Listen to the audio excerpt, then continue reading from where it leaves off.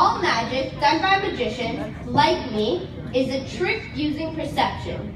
It demonstrates how a person's perception can be manipulated to prevent him from seeing reality.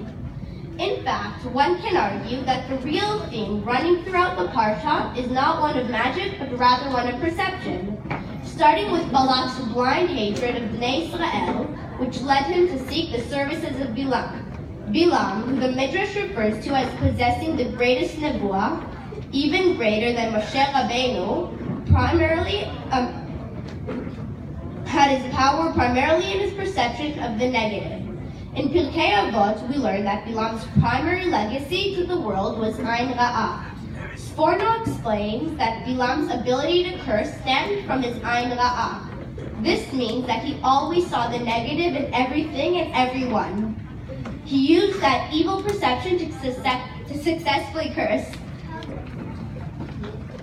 Even though Balaam was fully aware that he could not defy Hashem's will, he was so bent on his personal glory mixed with his hatred for the Jews that he allowed his own perception to be compromised to the point where this tremendous prophet couldn't even see an angel of death standing in front of him, whereas a simple donkey was able to perceive it.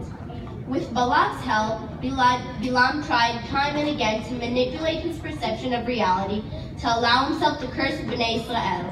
I noticed while learning the Kriyat Torah that Rishon ends with Vayomer Elokim el Bilam lo telech imahem lo ta'or et ha'am ki baruch hu. Hashem clearly instructs Balaam not to go and that he cannot curse Bnei Israel. Despite this, Balaam really wants to go and defy God. Sheni ends with Hashem allowing him to go, but warning that he can only do what he is told. Every Aliyah ends with Balaam acknowledging that he cannot go against Hashem's will. However, each subsequent Aliyah follows by beginning with Balaam and Balak scheming to find a way to circumvent that. Lechnai ti el makom acher asher tirenu misham. And in the next Aliyah, Lechanak lechecha el makom acher. This means, please go with me to a different place so we may see things differently from there. They are literally trying to manipulate their own perception to get around seeing the truth.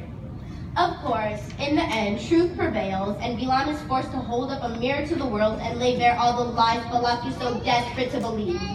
This nevuah, meant to correct everyone's misperceptions, is remarkable both in its beauty and in its chilling description of the historical situation of the Jewish people. He famously states,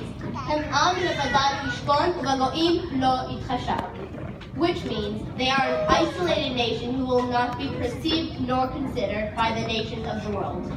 Balaam, who so obsessively wants to use his powerful Ain Ra'ah to misperceive Bnei Israel and magnify any flaw, is simply demonstrating how the nations of the world, from time immemorial until today, view the Jewish people.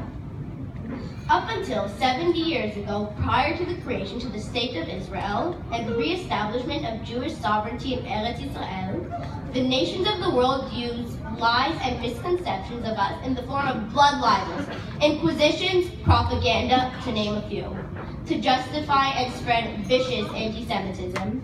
Now that we actually live in our own country, in our own land, here in Israel, the hard truth of Balaam's description of the Jewish people's isolation comes into sharp focus. Am Labadad Ishkon. Today's Go'im are represented most significantly in the United Nations, a world body that zealously demonizes and vilifies the Jewish state and Jewish people every chance it gets. Ubago'im lo itchasham. Thank God, every now and again, a lone voice can be heard over the din of constant Israel bashing, and like Balaam beautiful yet involuntary nevuah shows the world, Ma tovu orecha Yaakov mishkenotecha Israel. Just last week, American Secretary of State Mike Pompeo, while explaining the decision to withdraw from the UN Human Rights Council, said,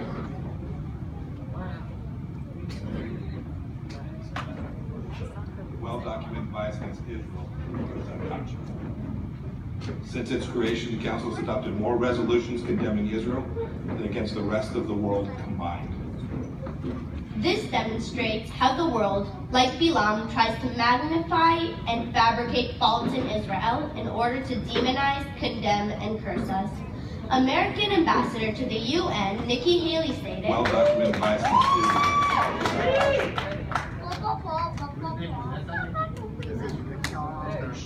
Technical error, my bad.